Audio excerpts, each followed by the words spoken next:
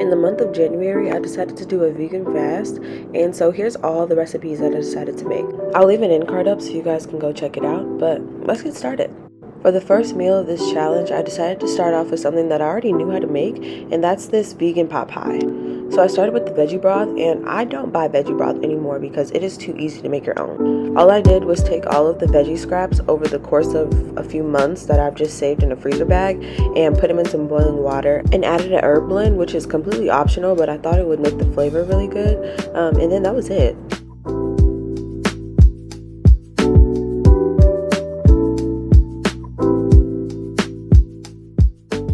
So now it's time to make the pie crust. And this recipe I got from a cookbook called Sweet Potato Soul. I'll tag the author's YouTube below. She makes a lot of veganized southern food, so I would definitely go check her out because her stuff is the bomb. But after I combine all the dry ingredients, then I add in the cold butter. You should use butter that's like cubed, but that's all I had. So we worked with it and it came out just fine. And if you don't have a pastry cutter like you see here, you can always use a fork or a spoon. Just make sure it has like a crumbly consistency by the time you're done. The next thing you want to do is add in some ice cold water. This just makes sure that you don't heat the butter and melt it, so that way you have that nice flaky consistency on your crust.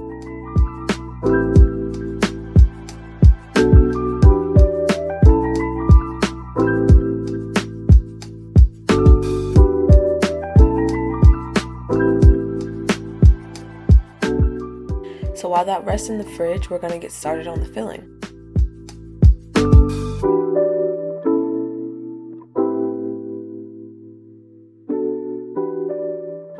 So if you didn't know how to chop up a vegetable, yeah, you're going to learn today because it is literally so many vegetables that go in this filling. There's potatoes, sweet potatoes, carrots, celery, onions, garlic, black-eyed peas. It's just so many vegetables that go in here. So you're just going to chop your little heart away. But I promise y'all, this is one of the best pot pies I have ever had. Even when I used to eat chicken, like this one is top tier.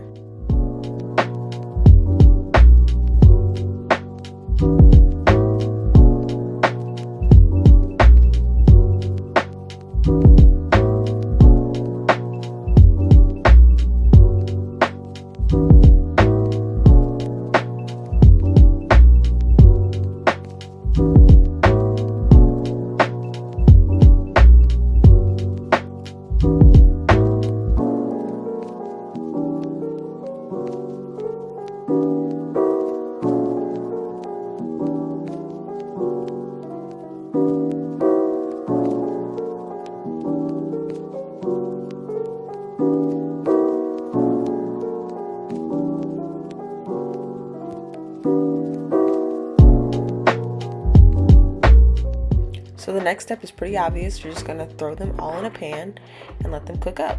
The key here is to cook from fastest to cook to longest to cook. So the celery and the onion and the jalapeno, they all go in first. Then you put your carrots and your potatoes. Then in goes your veggie stock. Now we finally get to add the star of the show, the black-eyed peas. Then after you add your peas, you're pretty much done.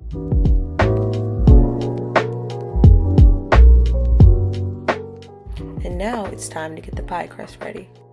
I don't know why, but I've always loved the art of rolling out pie crust and trying to get it to like the perfect consistency. Now I will say for this recipe, I should have rolled it out a little bit thinner, but it still came out pretty good to me. So here I'm actually making a slurry to go in the veggie mix. Here I'm using cornstarch, but the recipe actually calls for arrowroot powder. I couldn't find none of that in the grocery store, so in this kitchen, we improvised. And again, it came out just fine. But you'll see that the slurry actually helps to thicken the veggie broth to more of a stew consistency.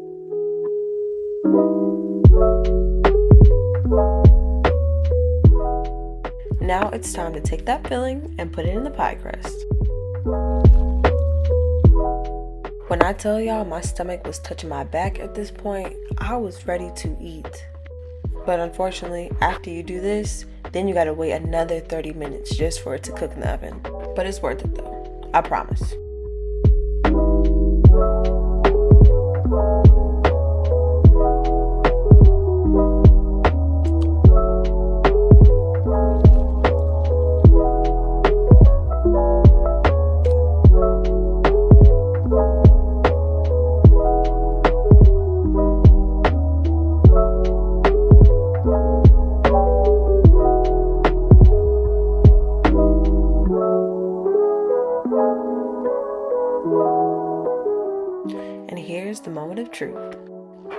Like I said, the crust could be slightly thinner, but when I tell y'all this was so good, oh my god.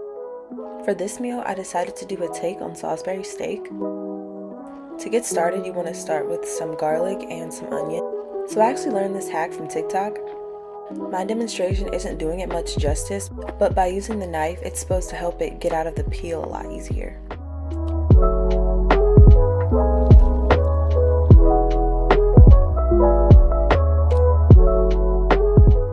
And because this is all going in the gravy, we want to make sure that we slice them super thin because we don't want no big chunks of onion. That's not cute.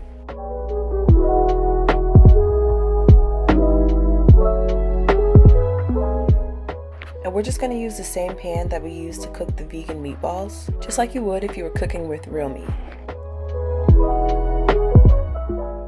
Then we're going to add in some tahini, maple syrup, and soy sauce.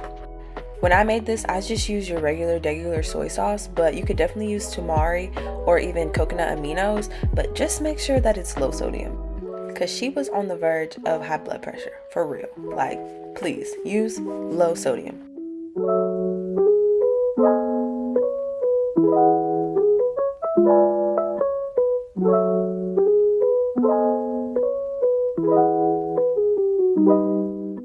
My veggie of choice was some good old string beans. This meal really took me back to middle school, high school years when I used to be at home with my parents because my mom used to make this meal religiously, like at least once a week.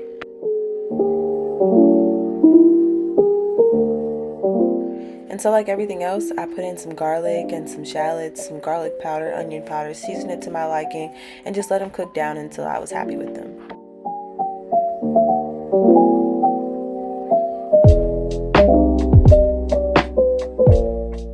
And yes, my meatballs are on the crispy side, I know.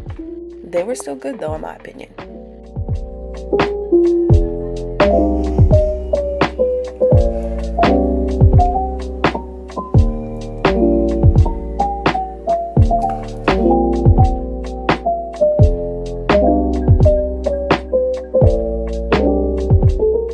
Next meal, I wanted something quick and easy, so I made this chickpea tuna salad. I love this meal because it's super easy to make and all you need is a food processor. But of course, if you don't have a food processor, you can always mash up the chickpeas, chop up your veggies. It's not necessary, but it definitely makes the process a whole lot easier. So all you need are all the ingredients that you like to use for your tuna salad. So for me, that's mayo, relish, celery, and then to give it that tuna flavor, you want to add in some of the nori furikake and some chickpeas for the texture. Then of course season to your liking, and I use black salt to kind of replace that egg flavor that I'll be missing. And then just blend her up and voila, there's your chickpea tuna salad. Now all that's left to do is to slap it on some bread and eat it.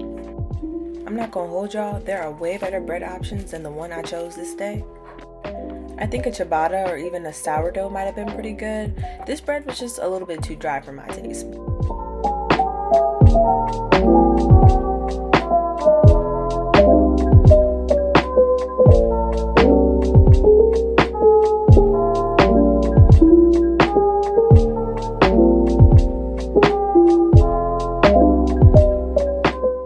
And there's no good tuna salad without some toppings, so I just chose this spring mix and some sliced tomato, and that was all she wrote.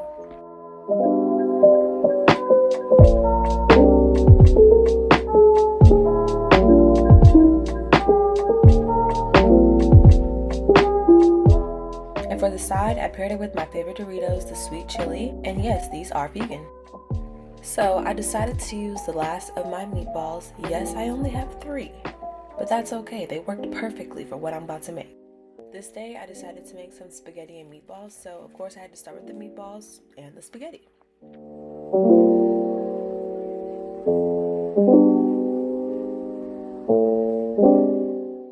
So I just chose some random pasta sauce. I'm not too picky about it because I always end up seasoning it on my own. I like to use spices like oregano or basil. If I had fresh basil, that would be the bomb. I also use garlic powder, cumin, onion powder, and yeah, mix it all up. This is a super easy meal, super quick, and also super affordable.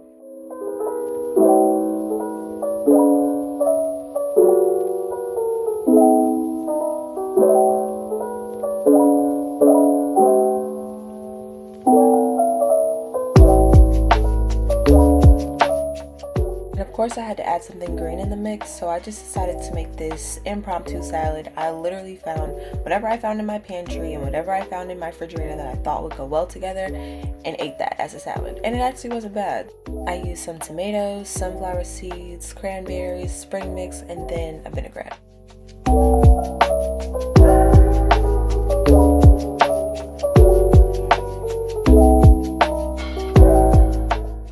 For this next meal, I was really craving some seafood, so I stopped by Whole Foods and I found these vegan crab cakes, and they were actually surprisingly super good. But of course, I started with my sides first because they're going to take the longest to cook. So we started with some sweet potatoes and some green beans, and of course, how could we forget the garlic and the onions? So here's the star of the show, the crab cakes, and here's the brand I use. This is obviously not a sponsored video, but if you guys want to know what brand I use or you want to try them out for yourself, that's what I used.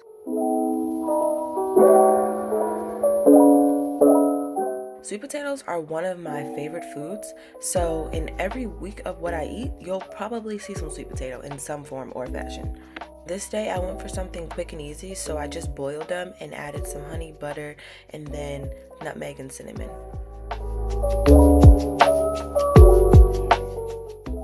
I had actually never made my sweet potatoes like this before. I usually just put them in the oven, but this actually gave me like a sweet potato pie filling vibe, and I really enjoyed it.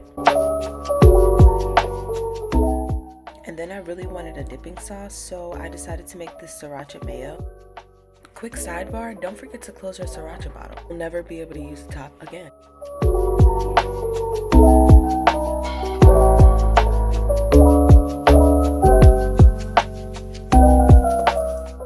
This was again one of those meals that took me back home. I just really enjoyed the salmon cakes my mom used to make when I was younger, and these crab cakes were pretty similar. So if you're vegan and you haven't been able to find a good replacement, these crab cakes might be the one for you.